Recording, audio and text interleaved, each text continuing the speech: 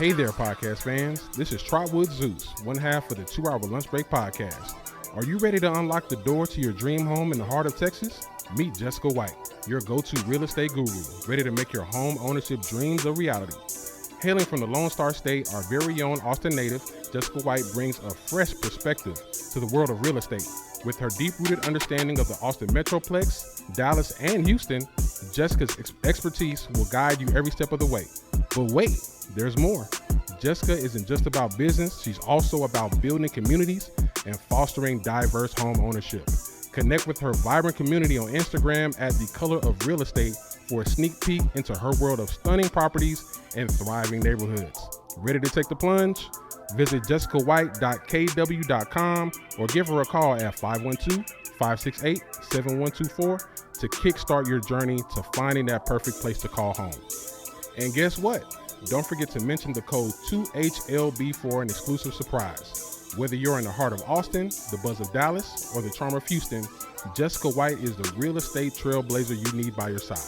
Get ready to turn that dream home into a reality. And it's coming home to Texas. It's coming home all the way to Austin, Texas, baby.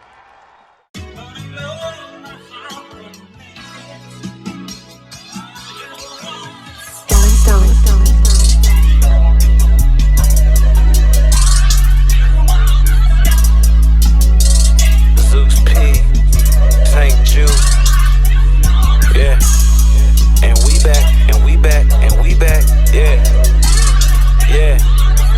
Zeus P, St. Jude, coming to you live, you don't know what to do. Hey, take an hour break, better yet two. Tune in with ATX, best Zeus and St. Jude. They ain't playing with you fools, giving game how to move, trying out the best food, no, got the best shoes. Real world thoughts coming from some real men, big business, bigger pockets, even healthy children. I hit that 2-hour lunch break when I got a fun day. Got a flex for this shorty that should be on the runway. I be laughing at the football days of tight shins, fart bottles, even some healthy products for my skin. It's an all black affair, bring your white friend. Kick your feet up, roll something, let the light in. Man, it's the 2-hour lunch break, dog, I'm locked in. So turn your speakers up a notch and grab the white gin. And when I'm on the road to the office or the crib, it's Big Zeus, St. Jude, the ones I wanna hear.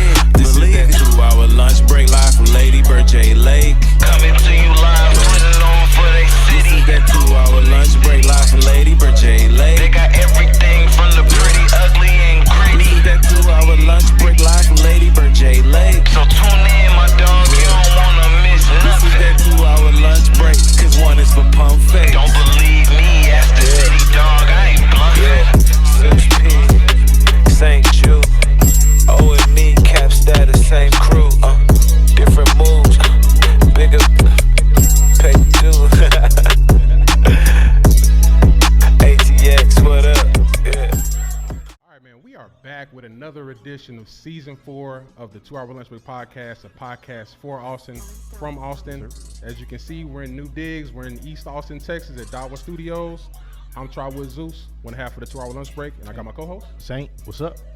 And we got a special guest in the building, man, hailing from Houston, Texas, actor, model, Angelo State alum, father to be, resident open format DJ for Greenlight Social, Moose Knuckle Pub, Voodoo Room, and Lit Lounge. We got the homie, Ram Fam alum, DJ Syon in the building, man. How are you today, bro? Man, doing great, man. Thank y'all for having me. Man, thank you for coming, bro. Man, glad to have you here, bro. So I know last season, I know we had you on, and you know we kind of doing a rebrand, and I was like, we gotta bring the homie back. Of course, we gotta get it right, because last time it was just me and you. Now we gotta get the full experience. I was like, I gotta get my homie back in, so I had to hop in the DMs. I was like, bro, you gotta pull up on us, man, one time, man. Let's do it right, man. So I appreciate you coming out to chop it up with us, bro. Man, I appreciate y'all wanting to hear me. Yeah. Nah, man. So for the people who aren't familiar with your craft, your music, your style, tell them a little bit about DJ Syon. Man, I'm what they call an open format DJ. So like I play everything. I think DJing isn't just held to one genre. I like music. You know, I even got like a little bit of country, you know. But man, I want to say, man, I'm just a man that took a dream and just I'm running with it right now, man, and it's fun. You know, I can't complain. You know, That's what's up. That's what's up. Got it, man. So for those that don't know, we actually played ball together at Angelo State, right? Yes, sir. And so I know Ram fam. Right, Ram fam. So I know it was a big transition starting from a college football player to, you know, open format DJ and being that, you know, that being a part of your living. Talk about, you know, your inspiration to make that move. Like, what was that transition while you were at Angelo to be like, hey, I'm done playing ball. Let me transition to something else and try to explore that. Where did that start? Well, shit, it started because my ass couldn't get my grades right. That's what happened. You know, that happened. I had to sit out a couple seasons, and they were trying to get me to stay. Yeah. And they were like, well, you know, we want you on the team and everything. We want you to do all the workouts and everything. But we gotta take your scholarship away. But you'll be able to get it. You'll be able to get it back. So I'm going through 2 days. I'm going through 5 a.m. running. Yeah. I'm going through all this shit, weights, all that shit. And I'm just like, bruh, I gotta pay rent. Right. I don't even know where I'm gonna stay at. You know, the dorms. I'm like, at this point, I'm panicking. I'm 6 hours away from home. If anybody knows, St. Angelo is 6 hours away from Houston, Texas. Yeah. So like, I just don't know what's going on. But it just, I guess my instincts just took over because I would always, since I was in Little League, I would always be asked to play music. Okay. I would always be asked, even in high school, college, they would always ask me, hey, throw on some music or whatever like that. And my friends would always be like, bro, I never heard this song before. Like, where'd you get this from? Yeah. And just one day between that time of me figuring out, hey, do I want to continue football at the college level, or do I want to move on and try to do something with my life or do something else, you know, that isn't something that I'm used to. And I decided to make the choice to go on and do what I'm doing today. And it's crazy when you think about life. You think about what happened when you first started this thing that you love, and it comes to an end and you started something else. Now it's been over a decade of me DJing, and now I look back and I'm like, damn, I remember all this shit. It's the same way I look at Little League football. I'm like, man, I remember when I was just doing this. I didn't know what position I was gonna play. And then you get to college and you're like, damn, I made it all the way here. So it was basically just me just going on something that I liked. I liked playing music and stuff. I started doing chopped and screw little mixes and tapes, but I stuck with it. I kept the same mindset that I had with football. I kept that and I applied that to what I'm doing now today, and it's got me this far. That's dope. And you talked about it a little bit, being a Houston native, right? You kind of gotten some multitude of things, whether it be the chopped and screw feature or vibe. Are there some things that you incorporate in your sets throughout the duration from your upbringing in Houston? Oh yeah, most definitely. I guess the one that's probably the most noticeable one is that I play a lot of my friend Angelo Cream. Okay. I play a lot of his tracks like within my sets.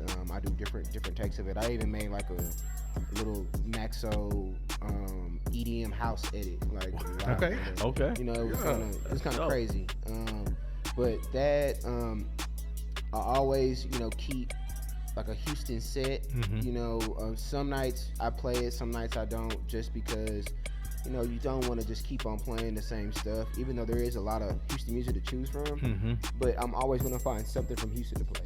Got you. So that's how I keep it in there. I mean, I don't screw and chop anymore.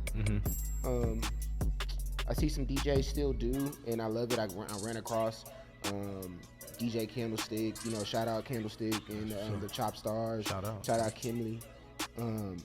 But yeah, man, that's the way I do it. I just throw Houston songs in my sets. Gotcha. So I know earlier we were talking about that you also dabble in modeling and acting, right? Tell us a little bit about like what inspired you to, you know, go into that field, and what your experiences have been like so far since you started doing both. Oh man, that's a good question. The reason why I decided to do that, I guess me and my manager at the time, we just kept on talking about how can we get people to want to book DJ Syon. Yeah, just because I play music, I can scratch, I can mix a song. When we were looking at some of the DJs, we were like, bro, some of them, man, can't even do none of this shit. And they're getting booked for these big time shows or whatever like that. And it clicked in our heads, it's not just about that. It's about what else can you bring to the table. Now DJing is not only your skill, it's about your influence, the people that want to come see you or whatever like that, right? Yeah. So I don't know, I was looking at people doing commercials and acting, and I was like, man, I kind of want to do that shit. You know, like at some point, you know, I think I can become like an actor or like a model. Like, man, it'll at least boost my DJing, you know, my DJ market and stuff. So I went to the Brown agency. I went into their office. I got to sit down. They just did like Wednesday walkthroughs. Okay. So they had like an hour and a half where they were just accepting people just walking.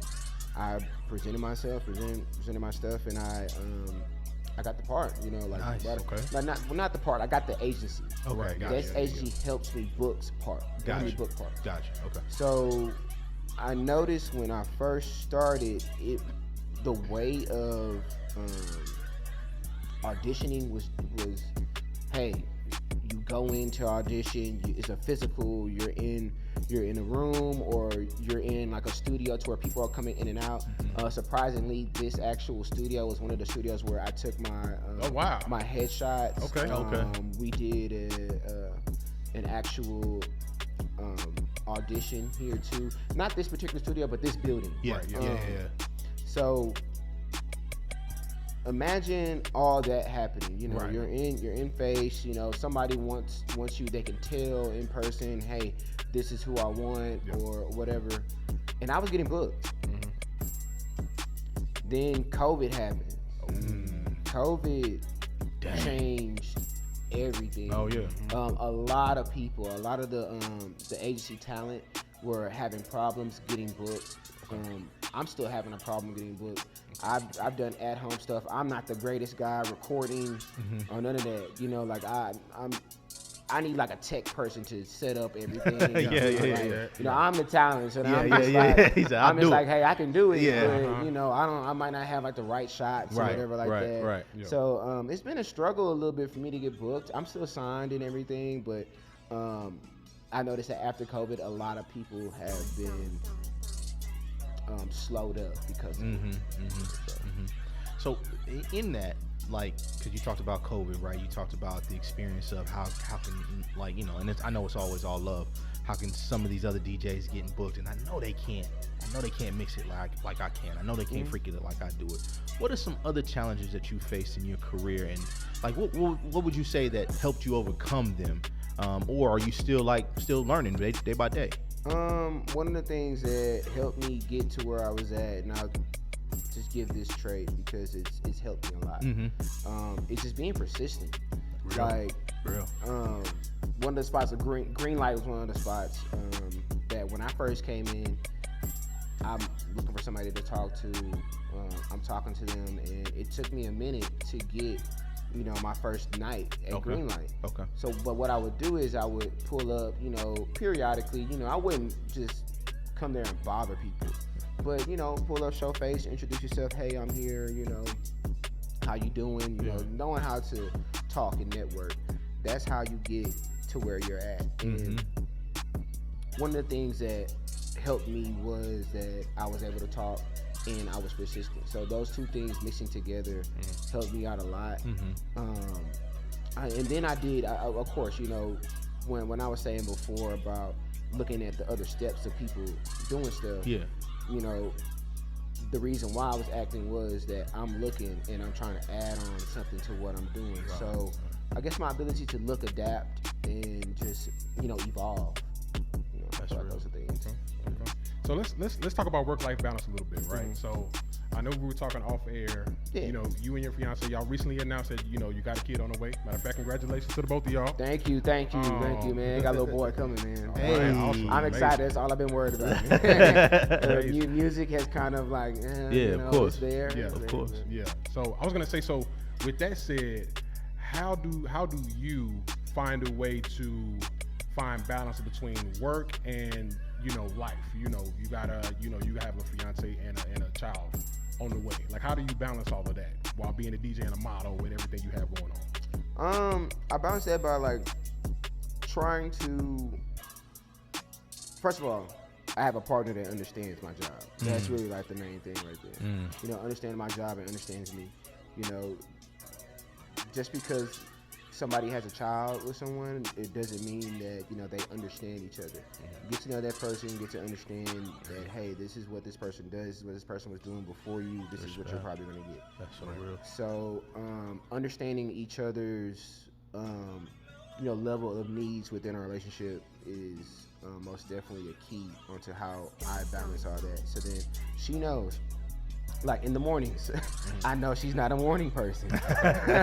So if I want to do something in the morning, I wake up and I do it in the morning. Say for instance, if I'm like, shit, I'm about to hop on 2K and go and get these motherfuckers. Yeah. Hey, I'm waking up. I'm gonna do that. She gonna be up a little bit later. I get my hours or whatever like that. I know that, you know, we're gonna want to take a nap, all types of stuff like that. You know, I know she knows also. Hey, when it gets around 10 o'clock, he's probably going to want to go to work. Yeah. He's going to want to work at night. But I get him in the morning.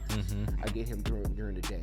So then there's just understanding the balance of time and also not neglecting shit. You know, a lot of people, they'll get into it and they'll get stuck.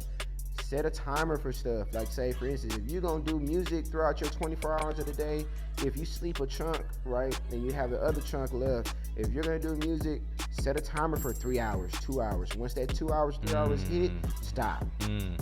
Carry it on to the other day. You know, so it's things like that. And so in that case, when you're working your playlist and your creativity, right, do you kind of say, all right, let me see what's popping right now, or do you listen for tonality, a vibe, maybe a beat? Like, what do you do when you're trying to create a playlist for a good atmosphere? Man, good atmosphere. It depends on the atmosphere. Yeah, You gonna say that because me just being an open format DJ, I like. There's a whole bunch of different songs out there, and I listen to a song and I'll be like, hey, this song is good for this, but it's not good for that. So then I'll take the song and I'll put it into certain folders or crates that go with what I'm trying to do. Okay. For instance, I have a venue where we have a lot of bridal parties that come in. Okay. So what I did was I went through some of my other crates or other folders, and I took things out that I know that are sing-alongs that, you know, it's gonna make people remember. It's gonna make people want to sing along, or it's gonna take people back to a certain time or something that is a celebratory song. Nostalgia. Yeah, nostalgia. Like I guess the one that never fails. Earth, Wind, and Fire, September. Oh, yeah. Never fails. Come on now. Never fails. If I'm at a party and it's college people, even though this song came out years ago, no hands every day. If I'm in the trap spot, when I'm playing all the trap music, you know, or hey, there's ladies in here, we playing Sexy Red, you know. So then I just make it to where if a song sounds like something that I can play at a certain spot, we gonna grab it. We're gonna figure it out. We're gonna grab that. But I'm not looking for a certain beat. I'm looking for how it makes people move, or it takes people down a memory, or it affects people in a certain way. Because there's some songs that don't have a beat that's anywhere close to something that we might like, but it might affect somebody else. Right. Like we're older, right? Yeah. Some of the TikTok songs and stuff that I hear today, I don't like. Yeah, don't do nothing. But I know that if I play this song, it's gonna get them to move. I know it's gonna get them to move a certain way. So I keep it. You know, just use it. Gotcha. So let's kind of take a sidestep a little bit, right? No, I know you're from Houston. You know, I know you moved to Austin a few years ago. And I know, of course, you know, Austin is known as being a live music capital of the world and having like a vibrant music scene and everything like that. Yeah. Tell us a little bit about, like, you know, what did you think of the Austin music scene since you've gotten here, and well, how has it treated you since you've gotten here? Man, I loved Austin, man. Before I moved out here to Austin in 2016, I was coming out here to Austin anyways for South by. I remember. Of course. Got some stories. Yeah. Yeah. Yeah. Coming out here for South by. I think like Me, Max on the game. That was our first South by. Was like 2010. Bro, we were staying in like a shitty ass hotel. It was like 6 of us in a fucking hotel. Bro, but we that was honestly in that period from that first one to about the time that I moved here. So I'd say maybe about like a 5-6 year stretch. Okay. South by Southwest was so nostalgic. Y'all won't even understand. The people that's not able to experience that, I feel sorry for you. There was just like so many different things. Like your favorite artist that you jamming right now that's getting Grammys, like that, they are walking around. You're able to talk to them. You're able to find the correct shows that you want to go to. There's secret shows. Right. There's an after party, a big mansion after party. Ilmore. Y'all remember that? OG Fader Fort. Right. Yeah, Fader Fort, man. Fader Fort, literally the Fader Fort. Niggas was catching fades. Yep. Yes. Yep. It was crazy. So, from that time, once I moved out here, I still got love because they remember me from back then. So then when I got out here, I had people that I already knew. So when we're just moving around, and I'm introducing to people now on my DJ tip, meaning that they know me from concert stuff, but now I'm trying to get into the bars, the clubs. So that's what I came here for. That's like the bread and butter of DJing. You getting into your clubs, festival money. I think that's like extra shit. But I'm trying to get, my routine going, my lineup going, right? Loved it. Everything was great. There were shows and everything, and then COVID. Gotcha. COVID hit. Most of the venues that we were able to do shows at, they either closed down or they moved, or the ones that was charging like crazy money to do stuff, they were the only ones that were open.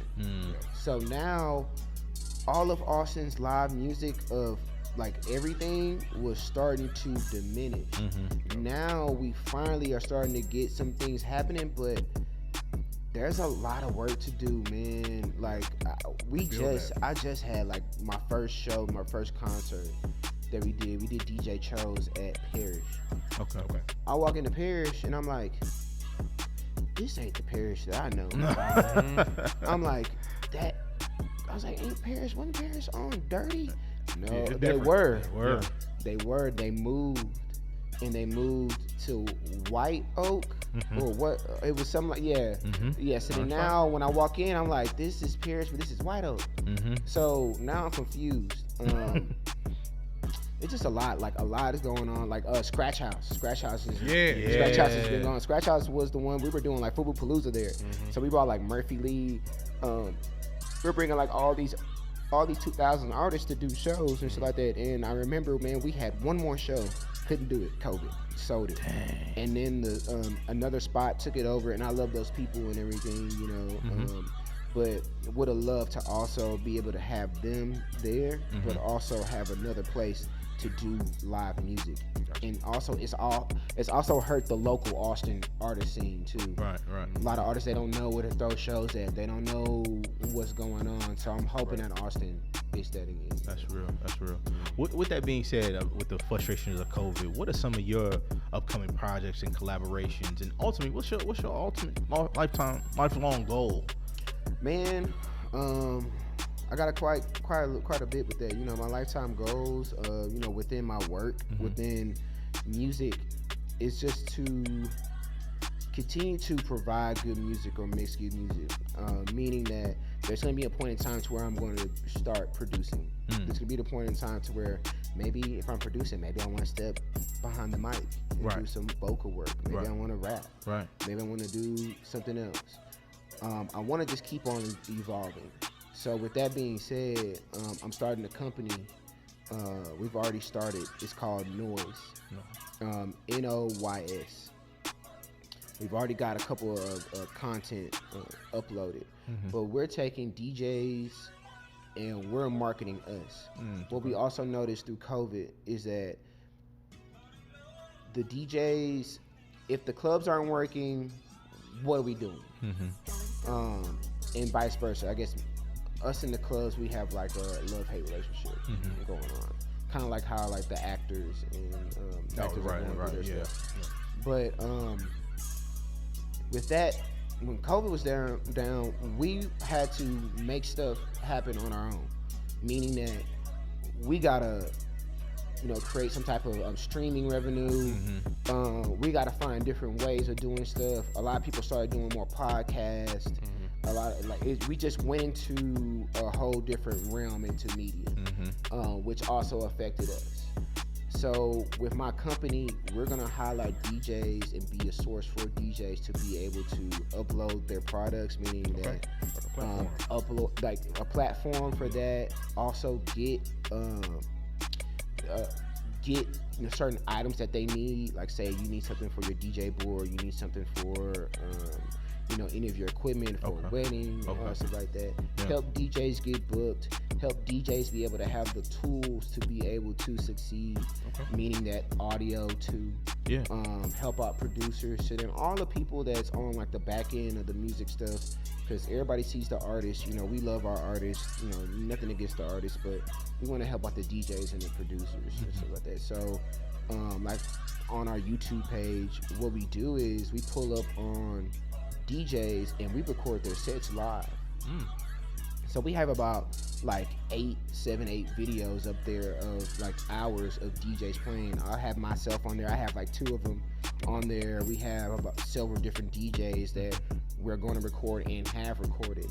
And for the people that just like watching DJs play and listen to music rather than just listening to the sets of DJs play, or whatever type of music you're looking for, rap, hip hop, Bali, house, EDM, you can find it on there and actually view the whole DJ set and be immersed while you're at home. No, that's dope. So that's dope. Okay. So follow-up question. So I know you've been DJing like a decade plus. Yeah. You've done a lot of shows. You've met a lot of artists. Yes, sir. You've seen a lot of performances. If you can, tell us, what was like one of the more memorable performances or shows that you've been a part of, and why it was memorable for you? Man, that's a good one. I got one that's memorable, but kind of because it's bad. Oh, hey, like I said, you ain't got to say no names. No, I mean, even if I said a name, it's not like an actual person attached to it. Okay. But there is like a person attached to it Got you. at the same time. I got you. So I'll explain. I ain't worried about whoever name I drop. So I'll say we'll edit it out. We leave it out. I ain't worried. It ain't nothing bad. Yeah. Okay. I got you. So we're in Dallas.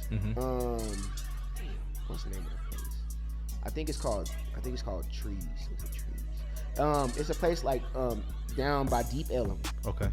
Oh, okay. This is about 2013, 12.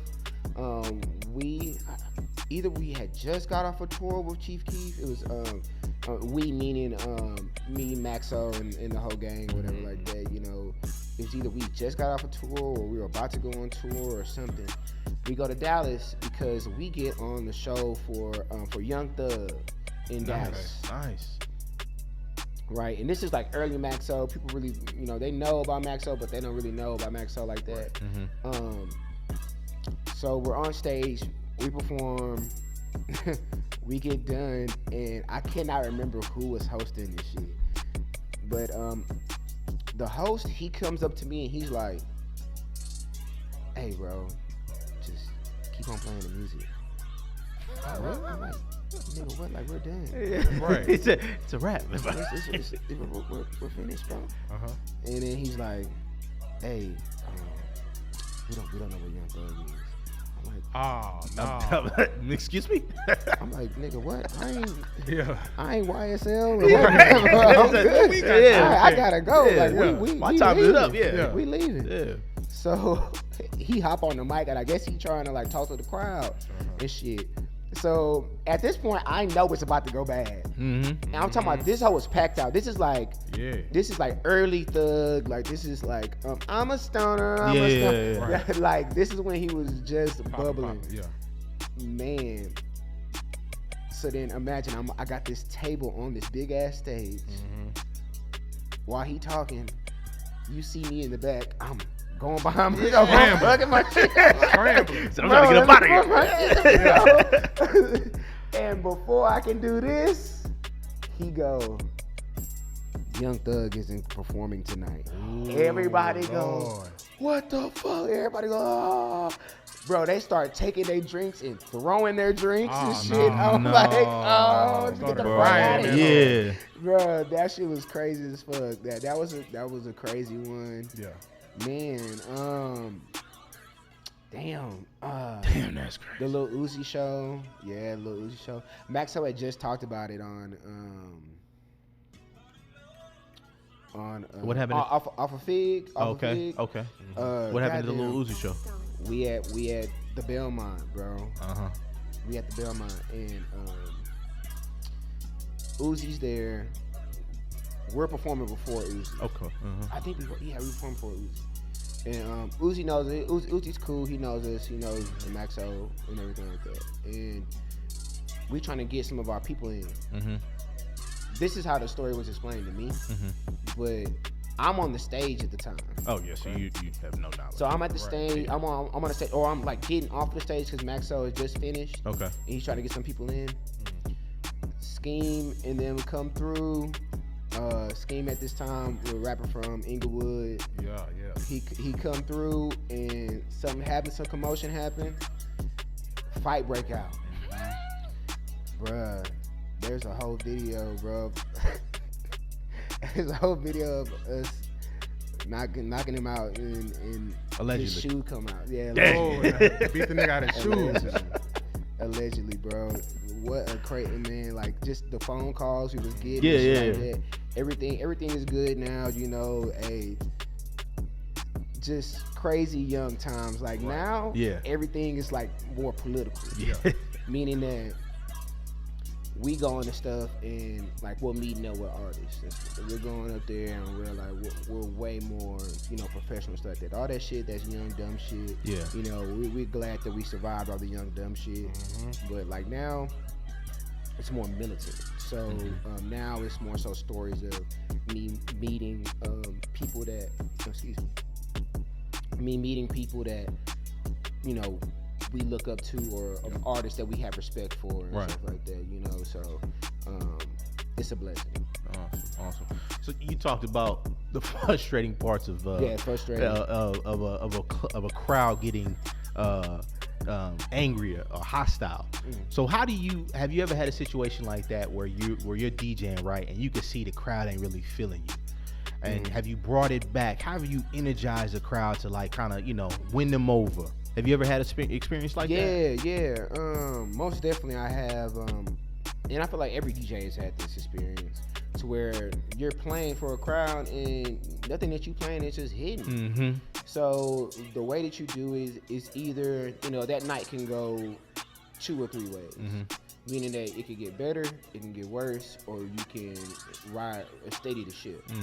Meaning that, you know, say sometimes for me, when the crowd is still, at this point, like I'm fishing to see what sticks. What's gonna stick? What sticks? You know. So then, for instance, I'll go between, you know, okay, like we got some ladies in here, let's play some ass shaking. Or like we got some fellas in here, man. You know what I'm saying? Let me see what the fellas want to hear. Do they want to hear like more trap shit? They want to hear more Drake shit? Like, what do they want to hear? Or man, we got Latinos in the building, man. We playing Latin music. Yeah. You know. Yeah. You know. Where's the vibe at? Yeah. So then basically, when that stuff happens like that, I'm fishing for the vibe. I'm fishing for what they get. Or do we have to play like sing along? We playing like 90s, 2000? What we doing? Right. So that's kind of why when I was saying, hey, that's why I have certain songs, certain crates, and certain things. The labels that I have, they just don't just speak to, oh, this is all rap. Yeah. Like, nah, this is something that I would play for these certain type of people. Gotcha. You know, but yeah, I remember one time, man, I had some Middle Eastern people come in, man, and I played Beware of the Boys. The went the hell off, man. Had me and that motherfucker dancing, man. I was in that bitch shit. Man, and that motherfucker, man, that was a good ass time. Yeah. I get fucked up. Punjabi MC. Man. Yeah, so I know, we talked about it earlier. You've been a DJ for 10 plus years, right? Yep. And you're basically a vet at this point. So Damn, I'm an old man. Right. Damn. All right. So with that said, man, if you can, man, drop a little advice for some youngsters that are looking to kind of break into that industry. Like, what can they do that could help them? That could expedite them getting into that. Like, do they need to make connections? Do they need to do this? Do they need to do that? Like, what can they do to try to get in there? Man, first one I would say is connections. Connections are everything. In anything that you do, connections is everything. Connections and networking. Being able to talk to people, being able to connect and make moments with people. Because sometimes you can play music or you can meet somebody, but they're gonna remember you if you create a moment.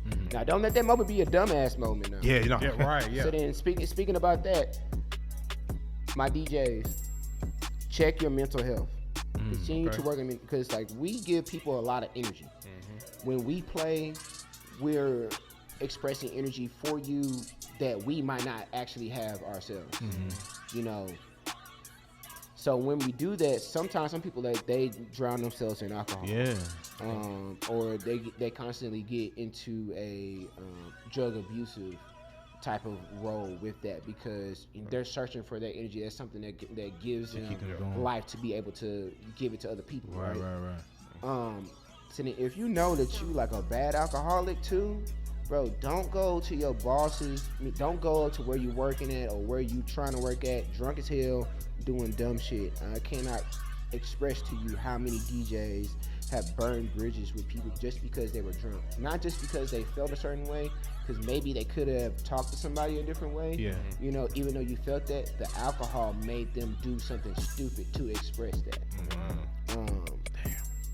That stay ready, meaning that don't pigeonhole yourself into one thing. I know the thing about DJs now, the big thing is the house DJs. The house DJs feel like, oh, I'm a house DJ, I should only play house. Or, hey, if an open format DJ plays house, it just isn't going to sound as good as mine, or whatever like that. Hey man, it's DJing.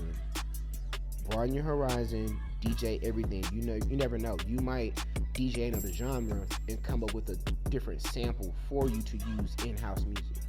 So, keep an open mind, learn how to communicate, don't go overboard. That's all I can really say. That brought me to another thought. Okay. With that aspect, right? Do you ever listen to a DJ set and be like, I would have done this way? Or is it something that just never cuts off for you when you listen to music? It's like, I could freak this way. I think when people say that, they think, oh, we're thinking about it in a bad way. At some point early in my DJ career, I kind of felt not like a hate or nothing like that. I'm like, of course. Man, I would have did it this way. Yeah. Like that. But now when I look at it or when I hear it, I'm like, I like that way, but I don't want to sound like him. Right. So then I would do it this way. So then the difference is, one is coming from a young buck, just ambitious and just trying to get it, right. and trying to make it. Right. The other is me understanding, hey, I'm 10 plus years in this. I'm doing this. It's the art for me now. It's the art, So, that's how I listen to people's sets. There's a lot of people where I listen to their sets and I'm like, damn, that's good as fuck. No, right. It's a lot of talent out there as far as DJing. Yeah. If the DJs that actually take it seriously, not the influencers trying to become DJs overnight. He talking about the ninth wonders of the world and stuff like that. Yeah, bro. Them people that they really, really love the craft, that actually take it, but there are some people out here that be trying to become DJs, and I'm like, let's see how long you last.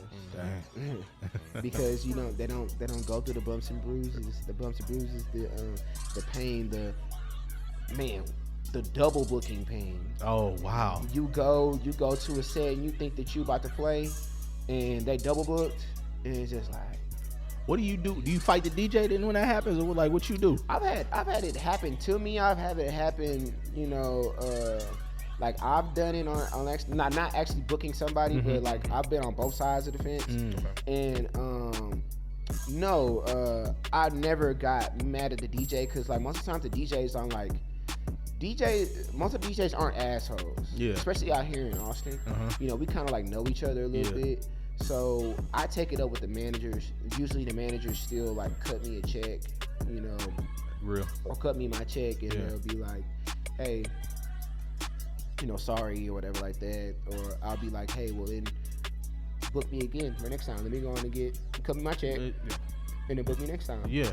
So I've had it happen, but nothing recently or in any type of the recent years that has been, hey, we double booked you and we're not gonna pay you. So we ain't have to go to that point, because I'm not small fries out here. Cooler heads with that. Yeah, most definitely. All right, so I was gonna say, man. So before we wrap up, man, we got one more question for you. Yeah. And we actually talked about this off air, right? So you got a chance to be on the show. You got a chance to have an experience of what it's like to be here, right? Who do you think, with that said, who do you think would be a good guest for the show in the future? But before you answer, it has to be somebody that, you have in your phone and your contacts. You could be like, hey, I pulled up on the 2-hour lunch break. I had a ball, da-da-da-da-da. Who would that be? Persons or people? Throw as many out there as you want to. Feel free. FYI. Okay. So, since you got the camera on and stuff like that, man, I gotta get the superstar himself. I gotta get C West. We gotta put C West over here. Okay. C West. Shout out C West. One of the top promoters out here in Austin. Okay. He's doing this thing. Pull up on us. Well, my boy Cash Out, MC Cash Out. You gotta get Cash Out over here. It'd be funny. Oh man, with personality, he ain't go. If I say his name, I'm gonna need him to act like his real self. I'm gonna need. My boy DJ Shy up here. Okay. I'm gonna need my boy DJ Melodies up here, man. All these people I could hit them up personally. Will West. Actually, if you're gonna do C West, you gotta bring Will West. So they brothers. So I got you, man. We're gonna go on and make that shit happen, man. We got to. For sure. Give us your social medias. Social media, that's DJ Syon Kream. That's DJ SYON KREAM. That's on Twitter or X and IG, man. You're going to follow me on there. I got a whole bunch of music for y'all to check out. If y'all ever want to pull up on me, man, I only got 2 more months out here in Austin. Oh, man. My last 2 months, man. I'm going back home to Houston, man. I'll be out here from time to time. But if y'all want to keep up with me, man, follow me on that Instagram and on that IG. Also, man, I got to plug in my business. I'm getting used to that again. So, do it. Make sure y'all go follow my YouTube page. It's called Noise ENT. That's NOYSTVENT. If you're looking for the handle, it's just NOYS.io. You'll find it. If you need to find it, just go on and message me, man. I'll tell you where to go. Shout out.